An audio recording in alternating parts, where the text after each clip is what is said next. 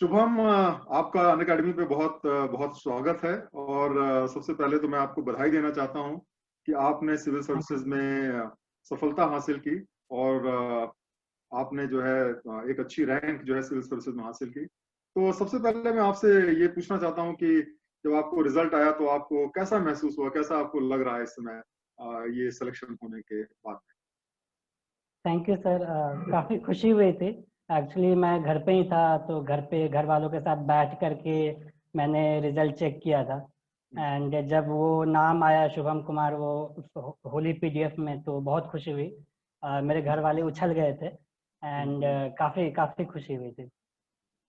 हाँ, बहुत अच्छी बात है। तो ये खुशी एक्चुअली मुझे याद दिलाती है कि जब मैंने अब से करीब जो है 30 साल पहले 1989 में जब मैंने दिया था, तो मेरी भी जब सिलेक्शन हुआ था तो बिल्कुल मुझे याद है कि कैसे मैंने फोन करके अपने पेरेंट्स को बताया था। तो मैं इस बात को महसूस भी कर सकता हूँ कि आपको बहुत अच्छा लगा होगा यस। इसमें सिलेक्शन के लिए। तो इसमें मैं आपसे ये जानना चाहता हूँ कि आपने कैसे जो है ये सिविल सर्विसेज की तैयारी की, मतलब। और आपका मैंने बैकग्राउंड देखा तो आप कटिहार से आते हैं बिहार में, और उसके बाद में फिर आपने आईआईटी में पढ़ाई की, आईआईटी बॉम्बे में गए, आपने सिविल इंजीनियरिंग से आपने जो है अपनी इंजीनियरिंग की तैयारी की।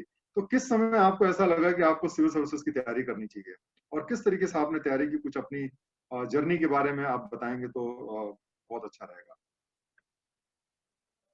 एक्चुअली मैं बिहार से हूँ, तो बिहार के हवा में ही ऐसा होता है कि सब लोग बोलते हैं कि हाँ आईएएस करना है एक दिन। तो वो बचपन से ही वो सपना था कि हाँ एक दिन तैयारी करनी है।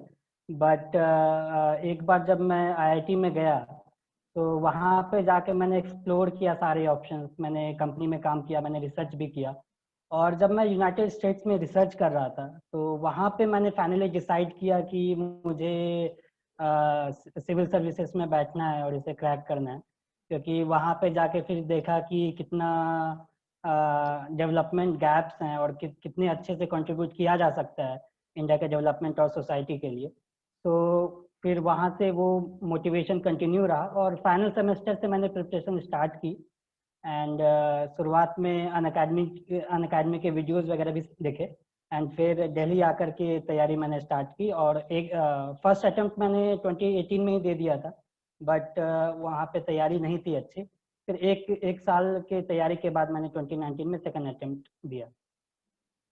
तो आपने जैसे कि जब ये डिसाइड किया कि आपने एक कैरियर नहीं ले रहे हैं, क्योंकि नॉर्मली जो आईआईटी से लोग पास करते हैं तो सबसे पहले उनका जॉब दिमाग में रहता है कि भाई मुझे कोई भी जॉब करनी है और कोई कॉर्पोरेट में जाना है। तो क्या आपके दिमाग में नहीं आया कि आप कभी कॉर्पोरेट में जाएंगे, या कभी कॉर्पोरेट आपने ज्वाइन करने की बात नहीं सोची? डेफिनेटली सर, आया था दिमाग में। एंड मैंने सेकेंड ईयर में इंटर्नशिप भी इसलिए कंपनी में किया था कि मैं जान पाऊँ कि कॉर्पोरेट वर्ल्ड में कैसा काम होता है। हम्म। बट फिर मैं सोचा कि 2 साल मैं नौकरी करूंगा फिर करूंगा।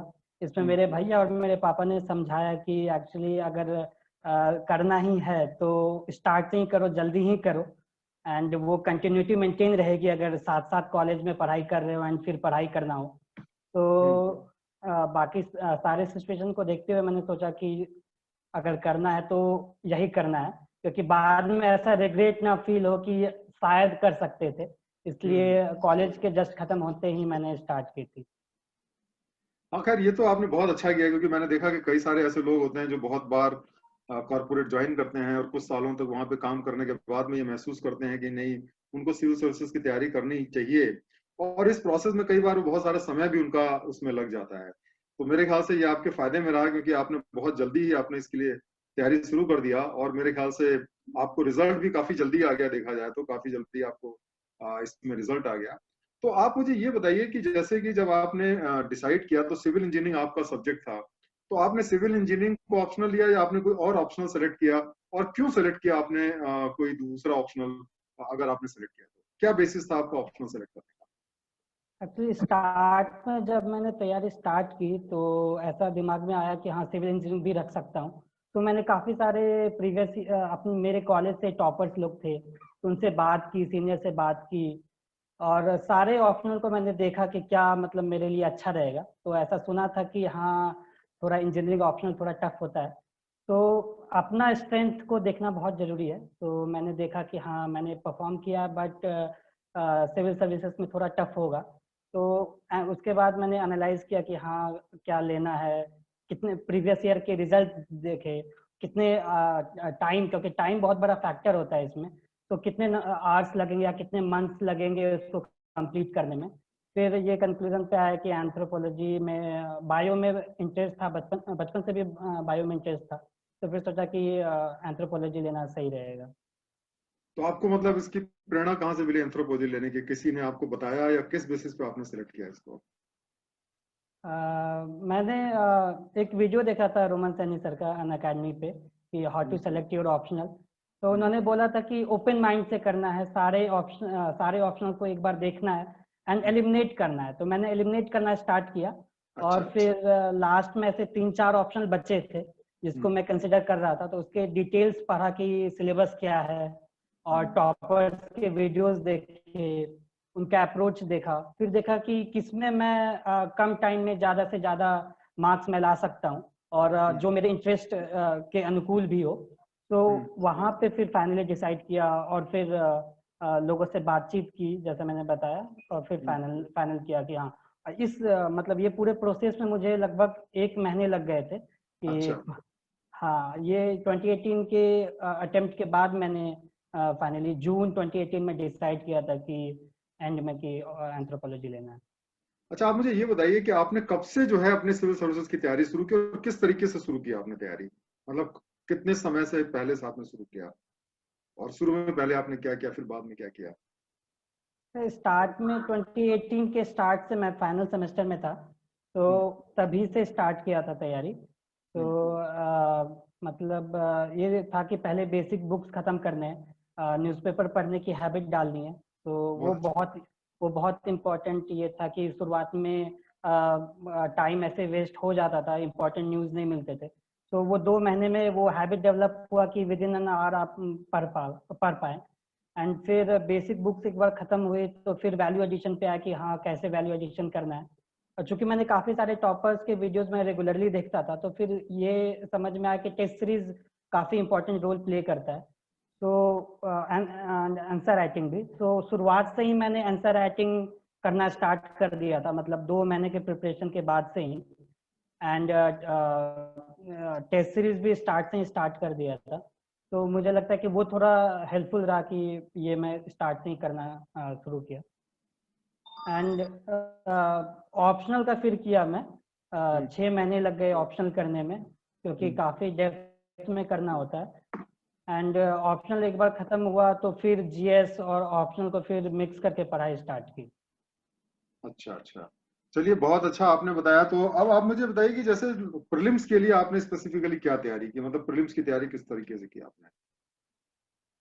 तो स्टार्ट में मैंने कॉमन तैयारी रखा और ये माइंड में रहता था कि मेंस इम्पॉर्टेंट है, तो उस वजह से फोकस मेंस पे रहा। बट प्री के लिए मैंने फरवरी 2019 से मिड फरवरी 2019 से डेडिकेटली प्री के लिए तैयारी किया। तो वहाँ पे फोकस हुआ कि फर्स्ट मैं सारे रिवीजन स्ट्रैटेजी बनाया कि 3 फेज में रिवीजन करना है। एंड फिर बेसिक बुक्स के रिवीजन किया। फिर जो मुझे लगता है कि जो मुझे अलग किया प्री में, क्योंकि मेरी तैयारी उतनी अच्छी नहीं थी स्टार्ट में, तो मैंने ये किया कि मैंने एक शेड्यूल बना लिया टेस्ट देने का। एंड फिर उसके अकॉर्डिंग अगर तैयारी हो या ना हो, उसके अकॉर्डिंग मैं टेस्ट देते गया और फिर अकॉर्डिंगली उससे रिवाइज भी करता था जहाँ पे मैं परफॉर्म अच्छे से नहीं करता था। एंड प्री के लिए एक और चीज़ मैंने जो किया कि अलग से जैसे वेबसाइट पे जाना हो, जैसे यूएनएफसीसी के वेबसाइट पे जाना हो या ईयर एंड रिव्यू देखना हो मिनिस्ट्रीज के, इन्वायरमेंट के लिए गूगल करना हो, क्या कहते हैं मैप्स वगैरह रेफर किया। तो ये सारे मतलब कंटिन्यूस प्रोसेस था और वो धीरे धीरे इवॉल्व करके फिर धीरे धीरे मार्क्स इंप्रूव हुआ, फिर कॉन्फिडेंस भी आया कि हाँ चलो ये एग्जाम क्रैक किया जा सकता है। अच्छा, मेंस में और प्रीलिम्स की जो तैयारी हुई आपकी, उसमें आपने क्या फर्क किया कि मतलब मेंस में क्या चीज आपने अलग से किया, या आपको ऐसा लगता है कि मेंस की तैयारी में क्या अप्रोच आपका डिफरेंट होना चाहिए? क्योंकि अल्टीमेटली जो होता है सिलेक्शन तो आपका मेंस के बेसिस पे होता है, प्रीलिम्स तो एक तरीके से क्वालिफाइंग राउंड होता है। तो मेंस की परफॉर्मेंस में आप ज्यादा से ज्यादा नंबर लाएं, तो उसके लिए आपकी क्या स्ट्रेटजी रही? तो मेंस के लिए ऐसे ध्यान दिया कि मुझे प्री के जस्ट बाद मेंस का ऐसा नया जैसा ना लगे कि आंसर राइटिंग करना पड़ रहा है। तो दिसंबर और जनवरी में मैंने ऑप्शनल के टेस्ट सीरीज लिखे, और जीएस के भी 3-4 से टेस्ट सीरीज लिख के देखा क्योंकि मेरे पास टाइम कम था। तो एक बार मेरे को ऐसे कॉन्फिडेंस आ गया कि मैं लिख सकता हूँ 150 एंड 250, 150 एंड 250 वर्ड्स में लिख सकता हूँ। तो एक बार वो कॉन्फिडेंस आया तो फिर मैंने प्री की तैयारी स्टार्ट की। और जैसे ही प्री खत्म हुआ मैंने ब्रेक नहीं लिया, एक भी दिन का ब्रेक नहीं लिया, क्योंकि कॉन्फिडेंट था कि मैं क्लियर कर जाऊंगा। तो 3 जून से ही मैंने तैयारी स्टार्ट की, एंड एक शेड्यूल बनाया जैसे मैंने बताया। एंड मेंस में ये इम्पोर्टेंट है कि आपके पास पॉइंट्स हो आंसर में लिखने के लिए। तो मैंने ऐसे शॉर्ट नोट्स बनाने स्टार्ट किए हर एक पेपर के लिए। एंड जैसे वैल्यू एडिशन फिर इम्पोर्टेंट होता है, तो कमिटीज के ऐसे 4 पेज में लिख लिया, जजमेंट्स के लिख लिया, फैक्ट्स एंड फिगर्स लिख लिए, ग्राफ्स वगैरह उठा लिए। तो ऐसे करके और जो रिपोर्ट्स हैं नीति आयोग के या इकोनॉमिक सर्वे के, तो वो सब करके एक क्रिस्प नोट्स बनाते गया। मतलब वो एक दिन में नहीं होता है, वो धीरे धीरे करके जो 3 महीने का ड्यूरेशन होता है उसमें वो मेरे पॉइंट्स ऐड होते चले गए।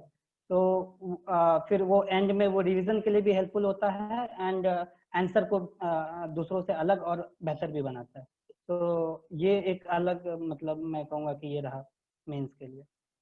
अच्छा, चलिए, तो एक चीज मुझे आप ये बताइए कि आप कितने घंटे पढ़ा करते थे? आप बताइए कि जब आपने पढ़ाई की तो कितने घंटे करीब आपको लगता है कि पढ़ना चाहिए, और कुछ अपने शेड्यूल के बारे में बताएंगे कि जैसे सुबह से शाम तक जो है वो आप किस तरीके का शेड्यूल फॉलो करते थे? तो एक कॉमन शेड्यूल नहीं रहा मेरे ये 2 साल के प्रिपरेशन में। स्टार्ट में मैं काफ़ी, मतलब ऐसा था कि आवर्स पुराने हैं, तो 12 आवर्स भी मुझे कम लगते थे स्टार्ट में। अच्छा। हाँ, बहुत। एक महीने तक ऐसे किया कि फिर हेल्थ डिटोरेट होने लगा फिर मेरा। तो फिर ये ध्यान आया कि नहीं, मतलब जितना बॉडी अलाउ करता है उतना पढ़ना पड़ेगा। तो फिर मैंने क्या किया कि टॉपिक वाइज फिर थोड़े ये बना लिया कि इसको अचीव करना है इस मंथ में, एंड फिर वैसे पढ़ना स्टार्ट किया। बट प्री से 2 महीने पहले से काफ़ी, मतलब काफ़ी ज़्यादा पढ़ना पड़ रहा था। एंड मेंस में भी फिर ऐसा होता था कि 7 AM मैंने लाइब्रेरी ज्वाइन करके रखा था। तो 7 बजे के अराउंड मैं लाइब्रेरी पहुंचता था, फिर रात के 10 बजे वापस आता था। खाना वगैरह भी वहीं खाता था, क्योंकि अच्छा। मुझे पता था कि चूंकि चूंकि यस सर, क्योंकि मुझे पता था कि मुझे ज़्यादा एफर्ट डालना है, क्योंकि मेरे प्रिपरेशन उतनी अच्छी नहीं थे। तो मैंने फिर मेंस प्री के जस्ट बाद से फिर एकदम स्ट्रिक्ट डेडलाइन किया। और इसमें मैं बताना चाहूँगा कि मेरा रूम पार्टनर जो था, हम दोनों ने एक दूसरे को कॉम्प्लीमेंट किया। एंड अच्छा। उसका भी लिस्ट में नाम है 404 रैंक, कुमार निशान। तो हम्म। हम लोगों ने मिलके फिर कॉमन ऐसा कुछ टाइमलाइन बनाया कि हाँ इतने बजे से इतने बजे पढ़ना है, और हम्म। फिर एक दूसरे को कॉम्प्लीमेंट करते हुए तैयारी की। हाँ, ये तो मैंने देखा, ये बहुत ज्यादा फायदेमंद रहता है अगर हम लोग एक ग्रुप में तैयारी करें और एक दूसरे का हौसला बढ़ाते रहें। क्योंकि कई बार क्या होता है कि जो है हौसला कई बार डाउन होने लगता है, और अगर दोस्त अच्छे हों और सब एक दूसरे का हौसला बढ़ाएं तो नेचुरली आपका एक मोटिवेशन बना रहता है। तो ये बहुत अच्छा आपने टिप ये बताई। और मेरे ख्याल से जितने भी हमारे जो स्टूडेंट्स हैं उनको ये ध्यान रखना चाहिए कि अगर वो एक छोटा सा ग्रुप बनाए तो वो डेफिनेटली ज्यादा अच्छे तरीके से तैयारी कर सकते हैं। अच्छा। आई थिंक ये काफ़ी हेल्पफुल हम्म। रहा। प्री के लिए भी मैंने ग्रुप बनाया था, बहुत एंड अच्छा। प्री के बाद भी मैंने ग्रुप बनाया। हाँ। तो उससे मुझे लगा कि काफ़ी, मतलब कम टाइम में चीज़ें हो जाती है, बट ग्रुप अच्छा होना चाहिए, वो काफ़ी ज़रूरी है। अच्छा, एक चीज मैं आपसे पूछना चाहता हूँ कि आजकल ऑनलाइन का जमाना है और हम देखते हैं जैसे बहुत सारे टेलीग्राम ग्रुप्स हैं, बहुत सारे वीडियोस हैं, बहुत सारे वेबसाइट्स हैं जहाँ पे बहुत सारा फ्री मटेरियल लोगों को प्रोवाइड करते रहते हैं। अब बहुत सारे जो सिविल सर्वेंट एस्पिरेंट्स हैं वो साहब डाउनलोड करते रहते हैं। और तो आपको मतलब कई बार क्या होता है कि बहुत ज्यादा आपने डाउनलोड कर लिया मटेरियल और बहुत ज्यादा मटेरियल आ गया और आपके पास पढ़ने के लिए समय नहीं है। साथ साथ में कई बार क्या होता है आपके पास मटेरियल की कमी होती है और आप कम मटेरियल की वजह से अच्छी तैयारी नहीं कर पाते। तो किस तरीके से बैलेंस हमें जो है इसमें अचीव करना चाहिए कि हम मतलब जो है ऑप्टिमम रिजल्ट जो है पा पाए? जी सर, एक्चुअली मेरा अप्रोच तो था, मतलब मिनिमलिस्ट अप्रोच था कि अच्छा। कम, मतलब सोर्सेज लिमिट करने हैं, क्योंकि पढ़ने के लिए मार्केट में काफ़ी सारे बुक्स एंड पीडीएफ्स आपको मिल जाएंगे। तो एक स्ट्रैटेजी बनाया, फिक्स स्ट्रैटेजी नहीं था, मैंने अपडेट भी किया उस स्ट्रैटेजी को, एंड ऑनलाइन एंड ऑफलाइन दोनों सोर्सेज पे रिलाई किया। बट मुझे जब ये लगता था कि ये टॉपिक, मैं टॉपिक देखता था जो यूपीएससी का सिलेबस है, एंड उसमें देखता था कि मेरे 5 पॉइंट्स हैं कि नहीं, या उसमें कुछ वैल्यू एडिशन वाला चीज़ है कि नहीं। तो जिसमें कमी होता था उस चीज़ को मैं गूगल करता था या उसके बारे में खोजता था, एंड उसको फिर मैं पूरा करता था। ऐसा नहीं कि पूरा बुक्स पढ़ रहा है, मैंने एक भी किताब ऐसे 100% नहीं पढ़ी। जो सिलेबस देखा, प्रीवियस ईयर क्वेश्चंस देखे, जो इम्पोर्टेंट लगा उसको मैं निकाला, एंड वो दिमाग में रखा कि जब मैं तैयारी कर रहा हूँ तो वो रिवीजन कैसे मैं कर पाऊंगा, तो वो बैक ऑफ माइंड में हमेशा से रहा। तो उस वजह से मैंने मतलब कम से कम एंड मैक्सिमम रिजल्ट के ध्यान दिया कि आंसर में कितना मैं रिप्रोड्यूस कर पाऊँ, तो उस पर ध्यान ज्यादा था। हाँ, मतलब कहने का मतलब ये है कि हमें हर चीज जो है वो बराबर बराबर वेटेज नहीं देनी चाहिए, कोशिश ये नहीं करनी चाहिए कि quantity is equal to quality, ऐसा नहीं है। क्वालिटी पे फोकस ज्यादा होना चाहिए और क्वांटिटी हमें यस बैलेंस करके रखनी चाहिए, क्योंकि ज्यादा कई बार बहुत सारे सिविल सर्विसेज के जो एस्पिरेंट्स होते हैं वो इतना ज्यादा पढ़ने की कोशिश करते हैं कि उसके चक्कर में फिर क्या होता है, वो पूरा ही नहीं कर पाते सिलेबस। तो मेरे ख्याल से बहुत अच्छी स्ट्रेटजी आपकी रही। और आप मुझे ये बताइए कि इंटरव्यू के लिए आपने स्पेसिफिकली क्या तैयारी की? सर, इंटरव्यू का तैयारी काफ़ी डायनेमिक रहा मेरा, एंड डायनेमिक होना भी चाहिए क्योंकि क्वेश्चंस ही वैसे होते हैं। तो मैंने फोकस किया कि चूंकि मेरा फर्स्ट इंटरव्यू था, तो मैंने फोकस किया कि पहले मैं बेसिक जो मेरा बैकग्राउंड है उस पर अच्छे से कमांड हो जाए। तो इसमें एक चीज़ मैं बताना चाहूँगा कि मैंने इंटरव्यू के नोट्स जो हैं, नोट्स बनाना काफ़ी ज़रूरी है इंटरव्यू के लिए भी। ऐसे अच्छा। लोग काफ़ी नहीं समझते, नहीं, कुछ लोग नहीं बनाते, बट मेरे ख्याल से नोट्स बनाना चाहिए। तो मैंने एवर नोट पे ऑनलाइन नोट्स बनाना स्टार्ट किया, एंड जो बैकग्राउंड है, जो भी मतलब जहाँ से बचपन से लेकर के कहीं पे मैं गया, या जो भी कॉलेज स्कूल गए, जो भी प्लेसेस गए, उस पर बनाने स्टार्ट किए। तो इंटरव्यू का जो ड्यूरेशन था, मैंने मेंस रिजल्ट डिले हो गया था इस बार, तो मैंने स्टार्ट मतलब जनवरी स्टार्ट में कर दिया था, रिजल्ट आने से पहले ही। क्योंकि मैंने सीनियर से बात की थी अपने कॉलेज से जो ऑलरेडी सर्विसेज में हैं, उन्होंने बताया कि 2.5 महीने 2 महीने मिनिमम लगेंगे तैयारी के। तो उस वजह से मैंने बैकग्राउंड पे पूरा रिसर्च किया। और दूसरा कि मैंने मॉक इंटरव्यूज काफ़ी जगह दिया, अच्छा। अराउंड 10 मॉक्स मैंने दिया है।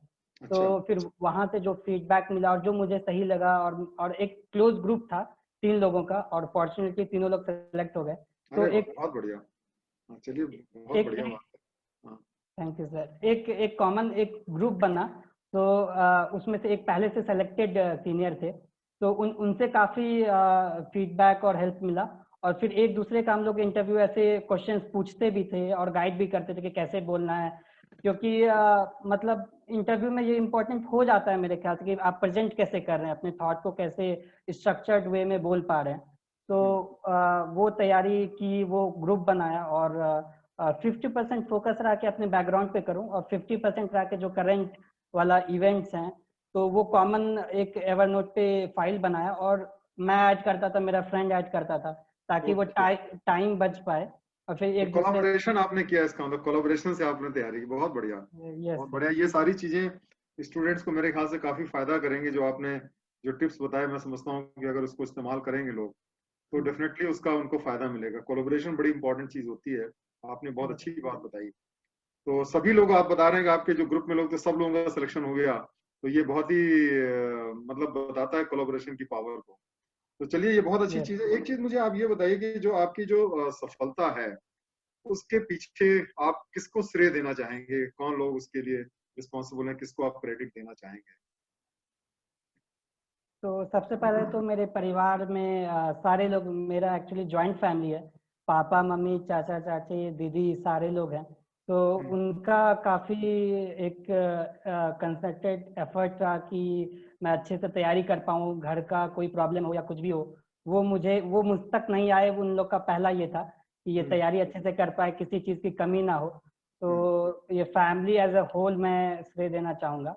हम्म। एंड दूसरा कि जो मेरे फ्रेंड्स थे, उनके वजह से मुझे लगा कि मैं तैयारी कम टाइम में अच्छे से कर पाया। एंड तो आप कुछ फ्रेंड्स के नाम बताना चाहेंगे जिन लोगों ने मिल करके आपको, जिसका आपको लगता है कि उनको भी क्रेडिट मिलना चाहिए, कुछ फ्रेंड्स जो हैं? हाँ, जैसे मैंने बताया कुमार निशांत विवेक है, उन्होंने 404 रैंक लाया है। एंड मेरे एक सीनियर हैं कुमार सौम्य, उन्होंने 696 रैंक लाया है। इसके हाँ। अलावा भी मेरे काफ़ी सारे फ्रेंड्स हैं, मतलब आईआईटी बॉम्बे के कॉलेज के मेनली, तो उनके साथ भी तैयारी मतलब जारी रहती थी। आदित्य है, सूर्या है, निकिता है, तो इन लोगों के साथ मैंने मिलके तैयारी की। अच्छा, एक चीज ये देखा होगा आपने कि कई बार क्या होता है कि जो बहुत मेहनत से लोग सिविल सर्विसेज की तैयारी करते हैं, और जैसा कि आपने इस बार भी देखा होगा बहुत से लोग हैं जो सेलेक्ट नहीं हो पाए सिविल सर्विसेज की तैयारी में, तो बड़ा डिसअपॉइंटमेंट होता है, बड़ा अफसोस होता है कि इतनी मेहनत की सफल नहीं हुए। तो आप उनको कुछ मैसेज देना चाहेंगे, आप उनको कुछ बताना चाहेंगे इसके माध्यम से, ताकि उनको उनकी लाइफ में कुछ उनको फायदा हो? तो इससे क्या करना चाहिए उनको, जो लोग नहीं सफल हुए उनके लिए क्या मैसेज है आपका? सर, रिजल्ट आने के एक दिन पहले तक मुझे भी नहीं लग रहा था कि मैं सेलेक्ट हो पाऊंगा। तो इतना टफ एग्जाम हो जाता है, ये अनप्रेडिक्टेबल भी है।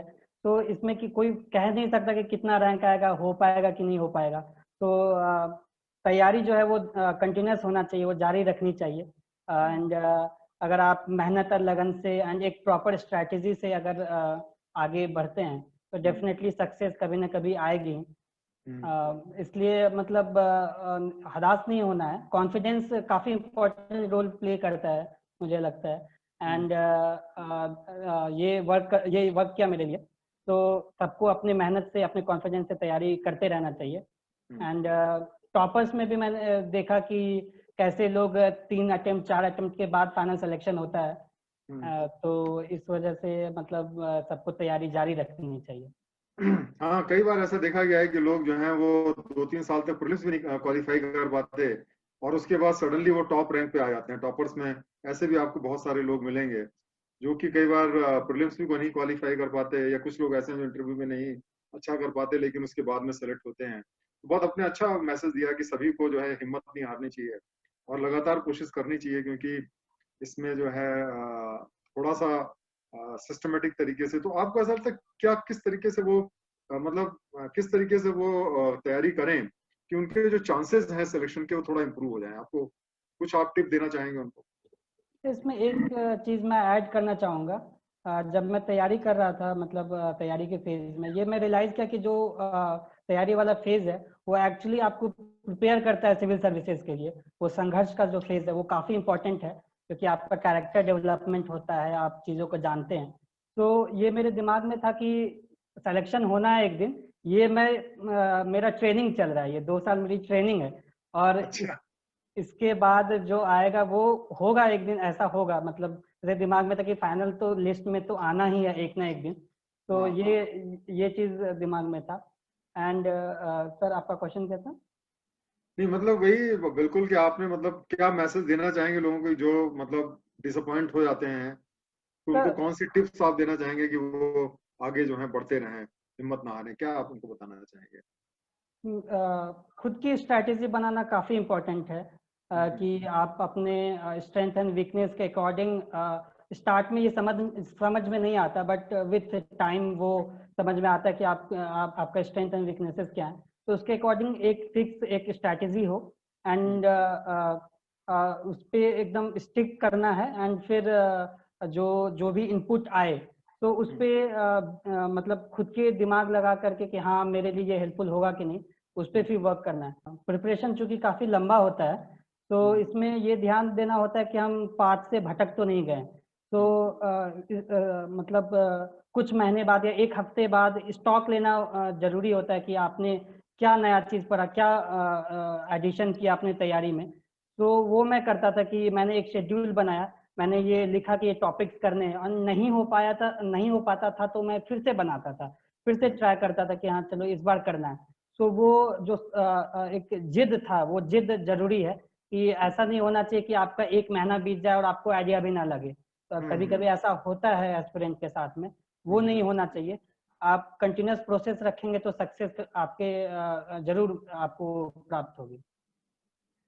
चलिए, बहुत बहुत धन्यवाद शुभम। और मुझे बहुत अच्छा लगा आपसे इंटरेक्ट करके, और मुझे पूरी उम्मीद है कि आप आगे जिंदगी में बहुत आगे अच्छा करेंगे, और सफलता को प्राप्त करेंगे, अपने जॉब में भी बहुत अच्छे तरीके से परफॉर्म करेंगे।